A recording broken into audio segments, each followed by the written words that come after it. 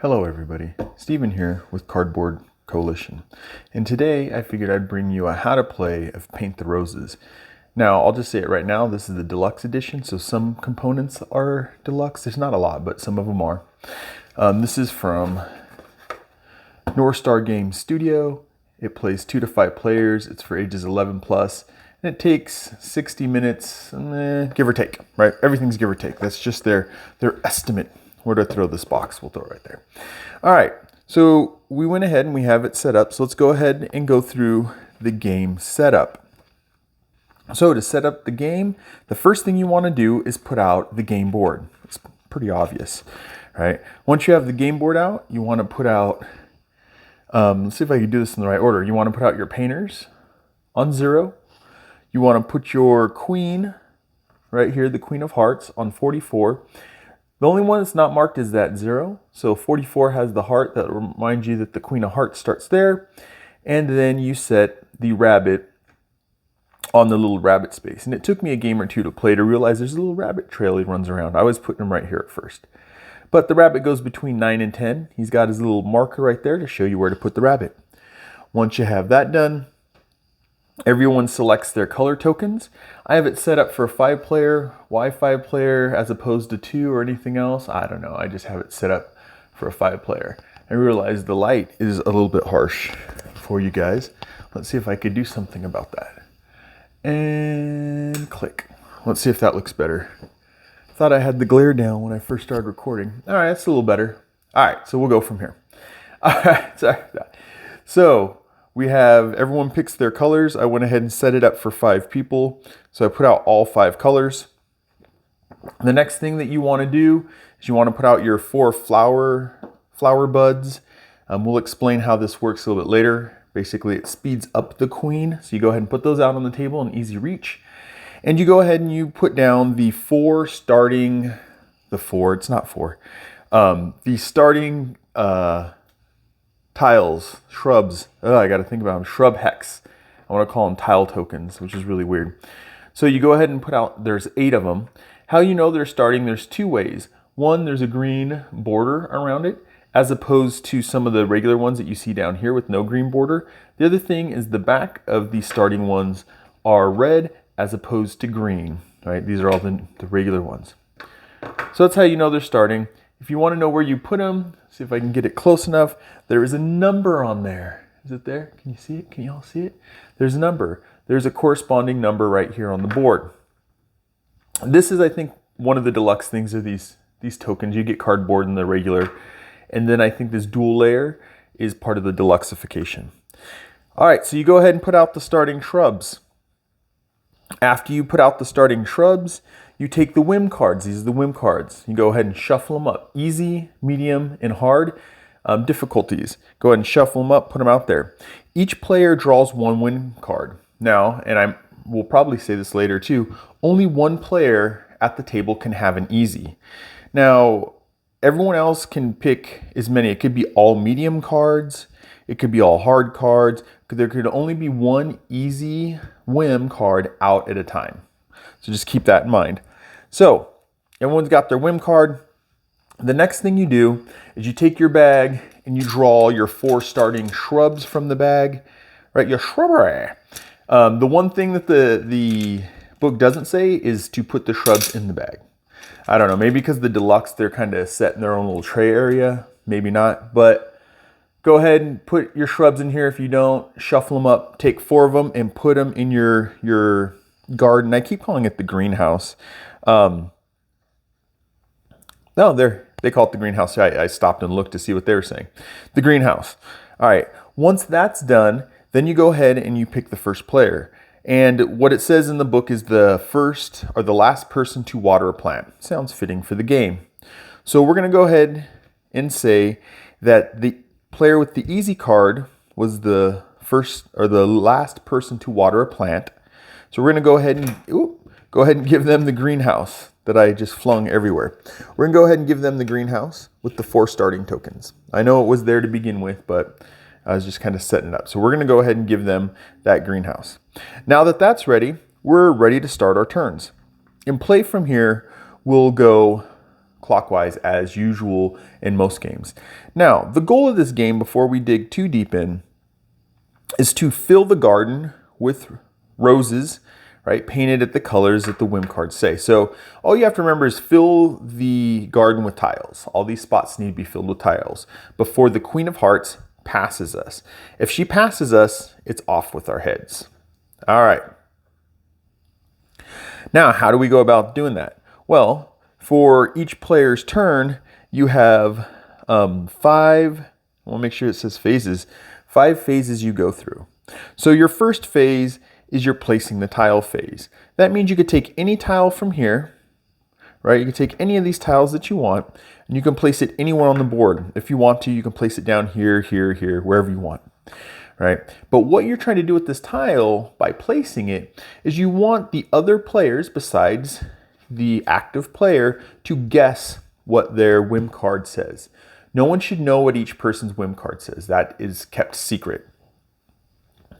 So the first player goes ahead and takes this tile and sets it right here. Now, the only rules with placing this tile is you're trying to help your fellow players. Now, we've debated when we played, can you say this is my best option, this is my worst option, I have no other idea, this is all I can do? Debatable. I think you can't say that. Some people are kind of like, maybe. But I say you can't. I believe the first player is not supposed to give any information except for the clue tokens that we're going to go into. So we're going to say first player goes ahead and puts that shrub down right there. So we have a red rose and a diamond. Puts that down right there. Once that's done, we go into the clue token, placing clue tokens. That's phase 2, is placing clue tokens. Now, these are your clue tokens right here. I'll probably keep referring them to clue cubes. That's what I keep saying. I'll try not to. So without letting anybody see your card, you want to look at it. Hopefully the player who has the greenhouse and placed the tile already knows what the card says, but we'll just go through it. All right, so the first player goes ahead and takes another look at their card because they already know what they have, and they look at their surroundings. Now here's the thing, let's see if I can leave this right here so I can kind of walk through it. To be able to set a clue token, you have to have at least, with this tile that you put down, right, because this is the tile you put down, something has to match on your card, either the diamond or the red rose. So player 1 has 1 red rose. So from there, they can say how many matches that they have around here. This is the hardest part, I think, to explain to people when teaching the game. It's how many matches they have around here. Not this. You're not saying that this one matches. If you put a clue token down, we know that this one matches in some way, the card that you've put down. So now player 1 looks at their card and they say, okay, well, I put down the red tile, obviously, because I had a red card. Now I have 2 yellows around me. So I'm going to take these 2 yellows and set them on there. Two yellows. I'm going to take these 2 clue tokens and set them there. And they can't explain why they did it. They just set them down. This is quiet right now, right? And then you can go around and everybody takes a look at their card. And we'll just try to do it really quick so you guys can get a feel for this. So now we have the hard player. They're like, oh, there's a red. We have red. And we have 1 match because we have a club down here. So they would go ahead and put 1. Ooh, come on, get on there without knocking everything everywhere. All right. And remember, no one else is supposed to see these cards. We're flipping them so you could see them, so you understand how it works. Now, the yellow player flips theirs over and they look, and they have a yellow and a purple. Now, there is a yellow right here, but that's not the tile put down. So they look at theirs. They have no matches, so they are not going to put a clue token down. Teal player flips theirs over. They look at their card. Once again, it was a diamond shrub that was put down. They have no match. They can't put anything down. So they put no clue tokens down. And by doing that, this is a social deduction, you can start thinking about how people, what they've put down and what they haven't put down. So their possibilities. Now, this last player, which is either dark purple or dark blue, however you want to look at it, they flip their card over and they go, okay, well, it's a diamond that was put down. I have a diamond. The token that was just put down was a diamond. And then I have hearts, right? There's a heart there and a heart there. So there's 2 hearts. So you go ahead and set down 2. And that is the end of the phase. Once everybody's had their turn, you can't say, you're not supposed to be saying why you're putting those down. You don't say anything. You just put those clue tokens down. So then you go into the next phase, which is guessing whims. Now you have to guess at least one of the whims, one of the player's whims. It doesn't matter. You can guess hard, you can guess medium, easy. It doesn't matter. It doesn't have to be this player's, the player who put down the shrub tile, but you have to pick one of the cards and make a guess, right? Now, how do you go about doing that, right? I kind of explained it with putting down the clues. So what people would do is they would know that over here we have an easy card, and they know that easy is just colors. So we can go through this really quick right now. We get a little closer. So easy is colors. So what that means is you're going to have, let's see if I can move this bag. Is it still in shot? It's still in shot. You guys probably don't care. But so what it means is you have colors. All the easy cards are going to be color combinations, right? Then you have medium cards. And what this says on the medium card is it's color to color or shape to shape. So there's an example, right? There's a color to color and there's a shape to shape. All right. So this one could be color to color or shape to shape. Now, hard, which is hard for a reason, has 3 different types. So let's go ahead and grab these really quick so I can show you guys. So what this one tells you on hard, you can have color to color, shape to shape, or color to shape. All right. So what that means is, oh, let's see if I can do them in order for you guys. There we go. Color to color, right? I don't know why I grabbed another double. So you got color to color. Then you got shape to shape. And then you got color to shape. So there's an example of each of those. So that's what we know about these cards and how they go through. So what we do is we sit there and we try to decide. Everyone gets to talk except for the person whose whim they're going to try to guess, right? So if people are going to try to guess dark blue, purple, however you want to look at this one, they're trying to guess their whim card. They're going to say, we're going to guess, guess their whim card. They're all going to debate. They're all going to talk. And they're going to decide which one they want to do. Or we can go with easy. So we know that with easy, this player, right, the light purple, whatever, or magenta, is that magenta and then purple? Maybe. Anyways, they're going to look and go, okay, we know they have only colors. There's red on there, and they've put 2 clue tokens, which means that they probably have red, yellow. Because if they had put 1 clue token, if they would have only put 1, the argument would be they probably have a red whim card. But right now there's 2. So what happens is the players discuss, and then they have to say, okay, we're guessing this card for player 1. Official guess is red, yellow. Player 1, if they have a red, yellow, they go ahead and flip their card. Red, yellow. Awesome. So we got a hit. That player would take their card, put it in the discard, and then I'll show you really quick. There's a number at the bottom of the card, right? And the numbers coincide. So easy is 1 and 2s, medium is 2 and 3s, and hard is 4 and 5s. So that's kind of how they go. So we have that movement of 1. We go ahead and move the painter 1 space. Now at that point, then everyone can go, you can go ahead and take these off. I mean, you can wait to the end. I tend to take them off because I feel like it makes it less confusing at this point. So they guess that whim. And now you can choose to guess another whim if you want to. So you can guess the whim or not, right? So let's go ahead and say the players want to play it safe. It's early in the game. They're going to take that 1 space forward. They're just going to go ahead and stop at that point.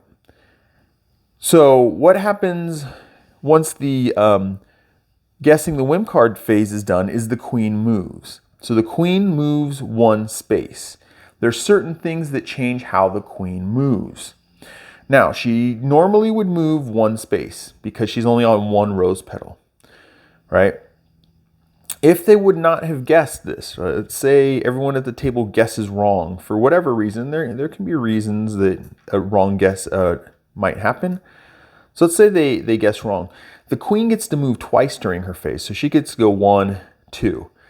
That changes the queen's movement. The other way that the queen's movement changes is every time you pass this rabbit, right? Every time you pass the white rabbit, so if you went to 9 to 10, he scurries down to his next spot, and the queen gets a rose petals or a rose, however you want to look at it, put down on the bottom of her.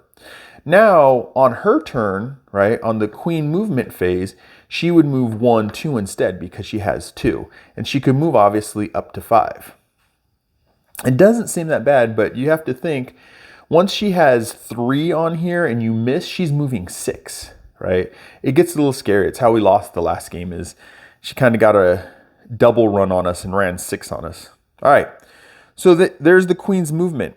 After the queen's movement, then it's time to replenish, right? So if whims were guessed, let's go back to that, saying that whim was guessed. Where does this go? If whims were guessed correctly, you go ahead and take those off here. Right, rabbit, go back to where you need to be. You go ahead and you put a new tile from the bag. Take this bag, you put a new tile down. You can let the next player do it really if you want to too, but you put a new tile down. The players, any players without whim cards, pick whim cards. Now remember, once again, there could only be one easy card out on the table at a time. So for argument's sake, let's say 2 were guessed. Let's say these 2 were guessed, right? People did an awesome job. They took a 50-50 hit and they guessed this card. So now there's 2 players. I always say it goes in order of player. So this player would go first and then around the table, and this player would go last. But if this player picks a medium card, a medium whim, this player can pick the easy. But if the first player who picks a card picks a easy, this person has to pick either a medium or a hard. They can't pick an easy because you can only have one easy whim out on the board. So just to mix it up a little bit, we'll say they're going wild. They're like, we're doing great on our first turn, right? Once everything's replenished, right? Or I guess I can put it back to the normal teaching. All right, so once everything is replenished, you've put the shrubs back on here. Anybody who needs a card has a card. You go ahead and you take this and you hand it to the next person clockwise around the table. I guess we'll set it here so you guys can see it, right? And then you start over again from phase 1. So the phases, each person goes through these phases, just so you guys have them fresh in your head, is place a tile, place clue tokens. I always want to say clue cubes. Place clue tokens. Then you go ahead and guess whim cards. The queen moves, and then you restore everything. That's the 5th phase. So just keep that in mind. The queen moves after you do the guessing whims, because that means this guy can pass the rabbit and give the queen more movement, which enables her to move faster. And you keep going round and round until either the queen passes you, your head's off, or you fill the board with shrubs. Now there are a couple extra things that I can show you guys.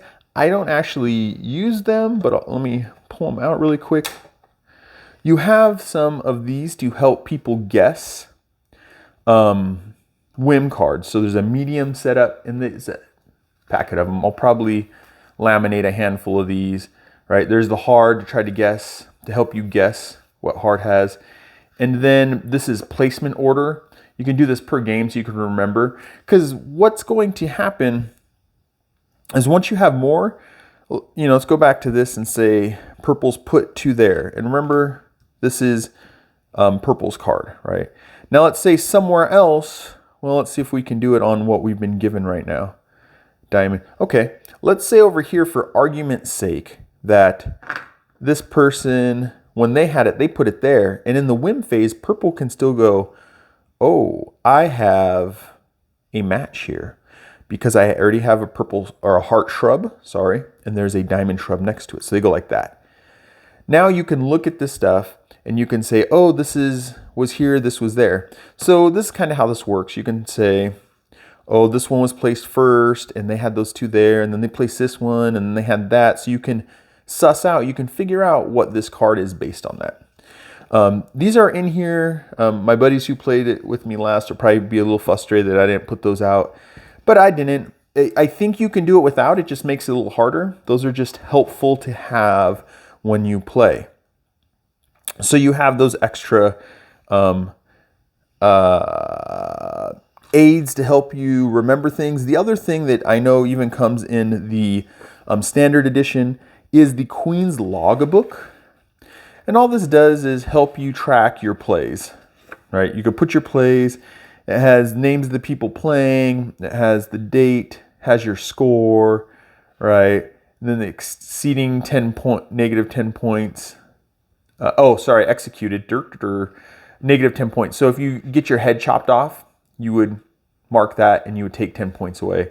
Then you have your 3-player, your 4-player, and your 5-player. I don't know if I'm going to use this. Interesting, nice little touch to it, but there you go. But that is how you play Paint the Roses from Northstar Game Studio. When they have 3 words in the title, it always mixes me up. Is it Northstar Games, Northstar Studios? Northstar Games Studios.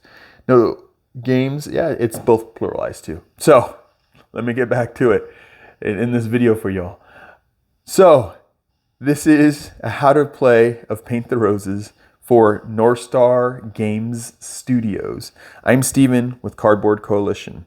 I'll catch you in the next one. Bye.